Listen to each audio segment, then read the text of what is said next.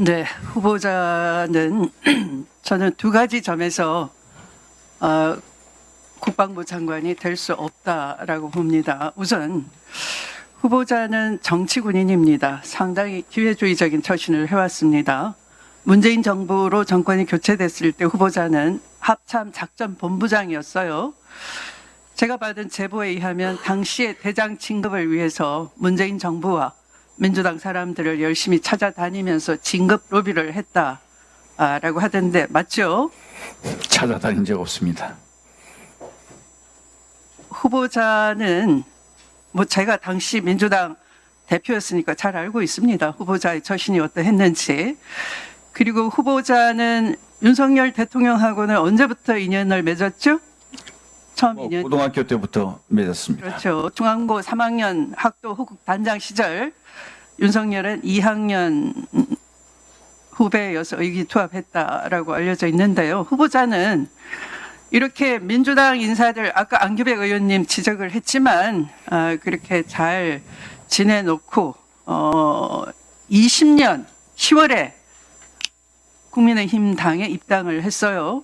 그 당시 되짚어보면 언론이 검찰총장 현직 검찰총장 윤석열을 정치하러 나오라 이른바 조국 전 장관에 대해서 검찰 쿠데타라고 저는 알고 있는데 난동을 부릴 때 언론이 부추겼습니다. 한창 부추길 시점에 후보자는 향후의 정치를 생각해서 아마 국민의힘 당에 윤석열 대권 후보를 생각하고 입당을 했다라고 봐지는데 이런 걸로 봐서는 상당히 정치군인입니다. 그런 점에서 후보자가 우리 국민과 나라를 지키는 것이 아니라 대통령의 심기 경호 등 대통령만 지킬 사람이라는 우려 비판이 제기될 수밖에 없습니다. 그것이 첫 번째 이유이고 두 번째는 이런 점입니다. 한간에는 계엄령 대비를 위한 친정체제를 구축 중이다.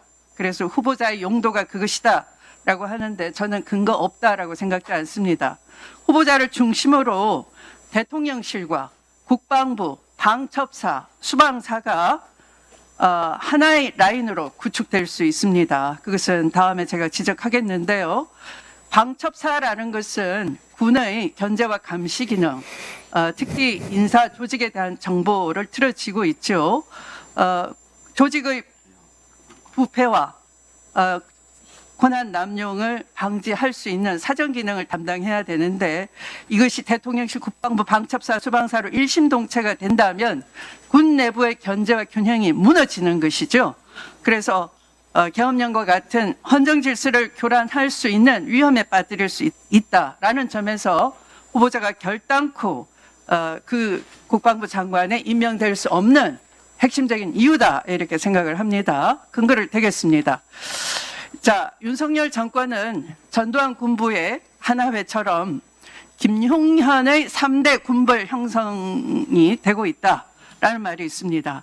윤석열 정권에서 군내 실세로 통하는 후보자 김용현이 후보자의 학연, 중앙고죠, 육사고, 그리고 근무연, 육사 38기와 수방사를 중심으로 해서 이른바 김용현의 3대 군벌이 형성되고 있다라고 진단하고 있습니다.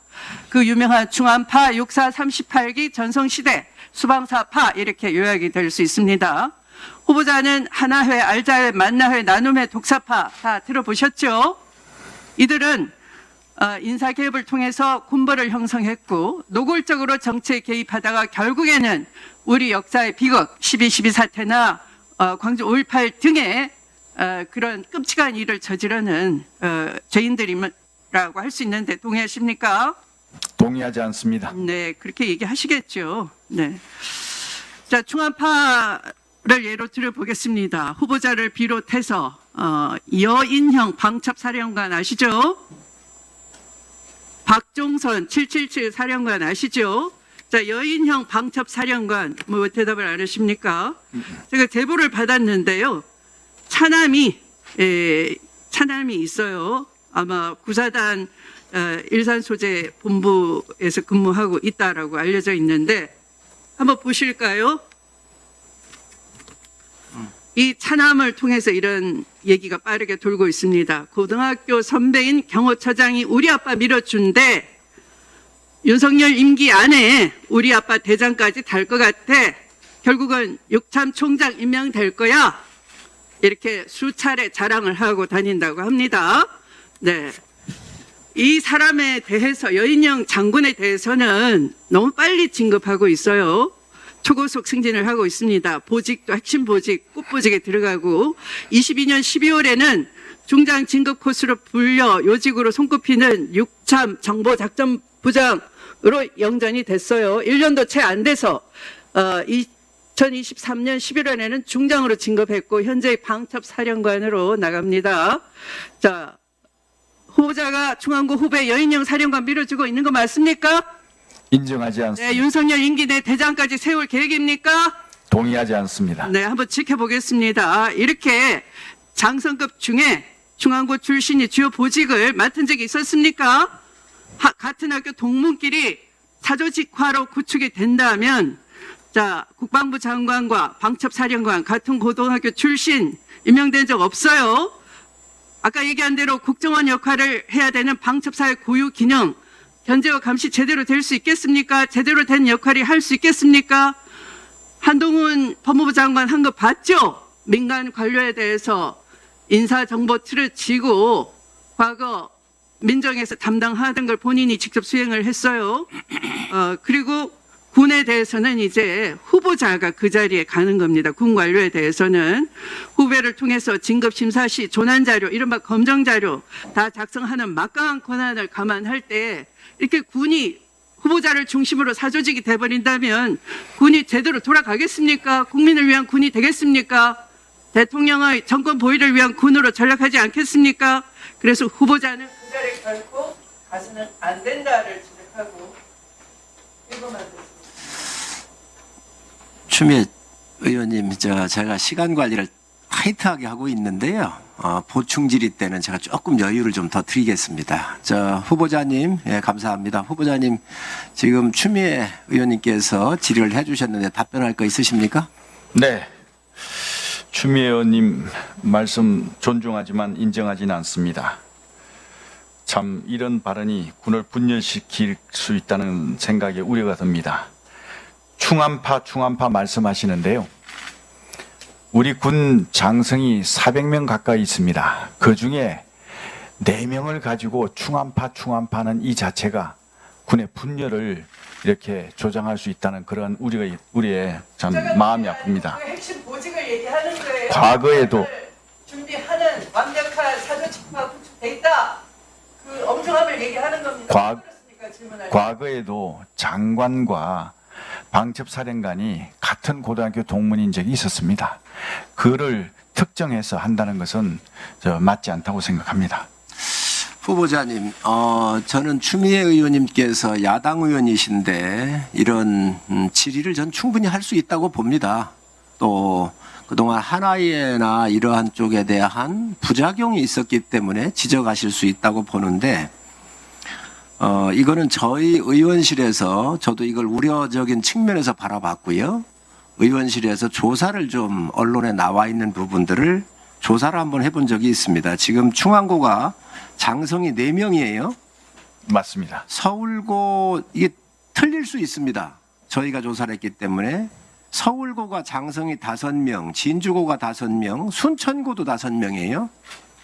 또 저희 충남에 있는 공주사대부고가 4명이고 울산고도 4명이더라고요. 그래서 한 학교에 이 장성이 뭐 집중되어 있다 이렇게 보기는 좀 어려운 것 같습니다. 그래서 어쨌든 이러한 아닙니다. 이거는요 아니 이거는 위원장으로서 국민들의 이해를 도와야 되기 때문에 요 정도는 제가 할 수 있다고 봅니다. 그래서 이런 부분 박 의원님 제가 아닙니다. 이거는 그래서 이러한 부분들은 우리가 충분히 설명을 좀 자료가 이걸 제출할 수 있는 건지 없는지 모르겠는데 저희 방이 정확하지는 않습니다. 그러니 이런 부분들도 추미애 의원님한테 설명을 좀 드려주시기 바랍니다. 아셨지요? 예, 그렇게 하겠습니다. 예, 하시죠. 김병주 의원님 의사진행 발언해 주시기 바랍니다. 지금 위원장님의 진행이 아주 유감스럽습니다. 지금 위원장님이 거기 위원장으로 앉아 있는 것인지 후보자의 변호인으로 앉아 있는지 대변인으로 앉아 있는지 구분이 안 가네요. 중앙고라든가 특정 학교의 이런 것들은 후보자가 얘기하면 되는 것인데 위원장님은 거기에 대해서 대변인 역할을 하고 있고 그것도 의원실에서 부정확할지 모르겠다라는 걸 하면서 하는 거는 그렇고요. 사실 중앙고 언론에서 4명 있지만은 위치가 중요하죠. 직책이. 중앙고 4명 중에 핵심에 가 있는 것이 중요하다는 거예요. 방첩사령관 지금 하고 있고 가장 군의 핵심 보직인 하고 있고 777 사령관 우리 군의 정보를 가장 중요한 부분을 담당하고 있고 나머지 2명은 어딘지 나중에 후보자님이 좀 얘기를 해주세요.